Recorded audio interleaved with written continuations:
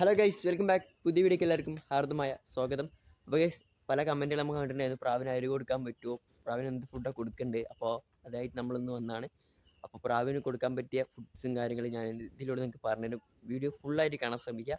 Video ഇഷ്ടപ്പെട്ട like ചെയ്യുക. അപ്പോൾ നേരെ വീഡിയോക്ക് പോകാം. Welcome back my YouTube channel D'Cruz and vlogs. ഇതിൽ പറയുമ്പോൾ ഇപ്പോൾ തുറന്നു വിട്ടുള്ളൂട്ടാ. അപ്പോൾ തുറന്നു വിട്ടുള്ള ഷോർട്ടായിട്ട് നമ്മൾ അപ്ലോഡ് ആക്കിയിട്ടുണ്ട്.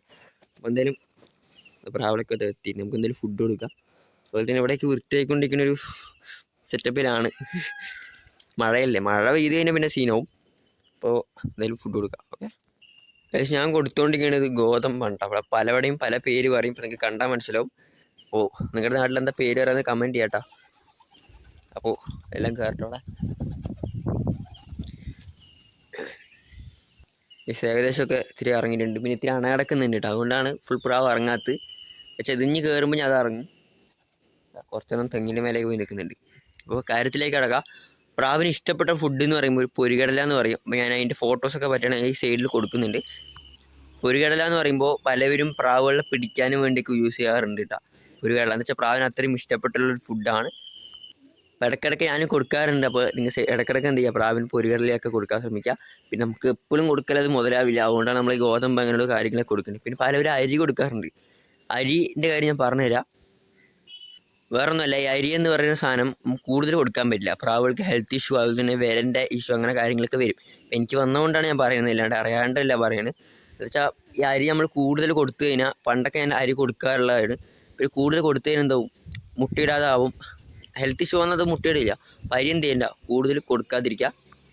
പിന്നെയും നല്ല ഗോതത്തീറ്റില്ല എന്നുള്ള സാഹചര്യങ്ങളിൽ നമുക്ക് എന്ത് ചെയ്യുക, ഇത്തിരി അരിയൊക്കെ ഇട്ട് കൊടുക്കുക. അതിന് സീനൊന്നുമില്ല. അപ്പോൾ ഇടയ്ക്കിടയ്ക്ക് ഇട്ട് കൊടുക്കുക, അതിന് സീനില്ല. പക്ഷെ എന്തായാലും എപ്പോഴും ഇട്ട് കൊടുക്കാണ്ടിരിക്കുക. പിന്നെ ഈ പൊരികടല, ചെറുപയർ അറിയാം. ചെറുപയറും പ്രാവിന് നല്ല ഇഷ്ടപ്പെട്ടുള്ള ഫുഡാണ്.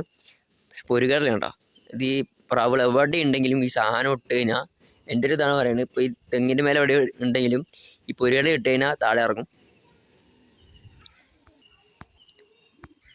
പിന്നുള്ളതാണ് ചെറുപയർ നിങ്ങൾക്ക് അറിയാമല്ലോ. സൈഡിൽ നിങ്ങൾ ഫോട്ടോ എടുക്കുന്നുണ്ട്. അതുപോലെ തന്നെ കടല,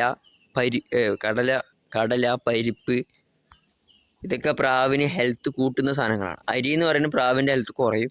ബട്ട് ബാക്കിയുള്ള ഈ ഗോതമ്പാകുമ്പോൾ നമുക്ക് എല്ലാ ദിവസവും കൊടുക്കാം. പിന്നെ ഇടയ്ക്കിടയ്ക്ക് ഇങ്ങനെ ടൈം നോക്കുക. ഇടയ്ക്കിടയ്ക്ക് എന്ത് ചെയ്യുക, ഈ ചെറുപയറും പരിപ്പും അങ്ങനെയൊക്കെ മിക്സാക്കി കൊടുക്കുക. പരിപ്പ് അതുപോലെ തന്നെ പിന്നെ കടല, അതൊക്കെ മിക്സാക്കി കൊടുക്കുക.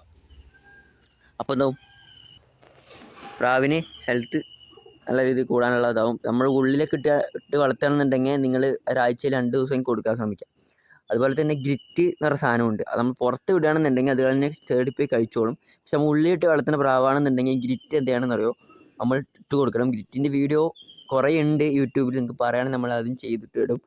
പക്ഷേ ഗ്രിറ്റ് വേറെ ഒന്നുമല്ല, ഈ ചെങ്കല്ല്, അതുപോലെ തന്നെ മണൽ, അങ്ങനെ കുറേ സാധനങ്ങളുണ്ട്. കരി, മുട്ടത്തൂട്, അങ്ങനെയൊക്കെ അതൊക്കെ കൂടി മിക്സ് ചെയ്തിട്ട് ഇടുന്നൊരു സാധനമാണ് ഈ ഗ്രിറ്റ് എന്ന് പറയുന്ന സാധനം.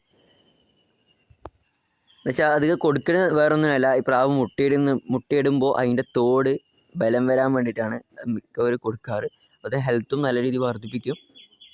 അപ്പോൾ ഇതൊക്കെ മെയിനായിട്ടുള്ള ഫുഡ്സും കാര്യങ്ങളൊക്കെയാണ്. അതുപോലെ തന്നെ കുട്ടികളായിരിക്കുമ്പോൾ പ്രാവ് കുട്ടിയൊക്കെ ആയിരിക്കുമ്പോൾ നിങ്ങൾ മിക്കവരും ഷാർട്ടർ അറിയാമല്ലോ, കോഴിത്തീറ്റ, ഷാർട്ടർ, അതൊക്കെ ഇട്ട് കൊടുക്കാൻ ശ്രമിക്കുക. ഷാർട്ടർ ഈ കോഴി വളർത്തുന്നവർക്ക് പലർക്കും അറിയാൻ പറ്റും ഈ ഷാർട്ടർ എന്താ സാധനം എന്ന് വെച്ചാൽ. അത് ഇത്തിരി ഇട്ട് കൊടുക്കുക. എന്ന് വെച്ചാൽ ഈ പ്രാവിന് കുഞ്ഞുങ്ങൾക്ക് തീറ്റ കൊടുക്കുമ്പോൾ ലൂസാക്കി വേണമല്ലോ കൊടുക്കാൻ. അപ്പോൾ കൊടുക്കാൻ നല്ല സിമ്പിളായിട്ടുള്ള ഷാർട്ടർ ആയിരിക്കും. അപ്പോൾ എന്ത് ചെയ്യുക, ഇത്തിരി ഷാർട്ടറൊക്കെ ഇട്ട് കൊടുക്കുകയാണെന്നുണ്ടെങ്കിൽ കുഞ്ഞുങ്ങൾ നല്ല രീതിയിൽ തന്നെ വളർച്ച ഉണ്ടാവും. അപ്പോൾ ഇക്കാര്യങ്ങളൊക്കെ മെയിനായിട്ടൊന്ന് ശ്രദ്ധിക്കുക കേട്ടോ. അപ്പോൾ എന്തെങ്കിലുമൊക്കെ അറിയണമെന്നുണ്ടെങ്കിൽ കമൻറ്റ് ചെയ്യുക, നമ്മൾ ഉറപ്പായിട്ടും കണ്ടന്റ് ചെയ്യുന്നതായിരിക്കും. അപ്പോൾ അടുത്തൊരു നല്ലൊരു വീഡിയോ ആയിട്ട് വരാം. ഓക്കെ.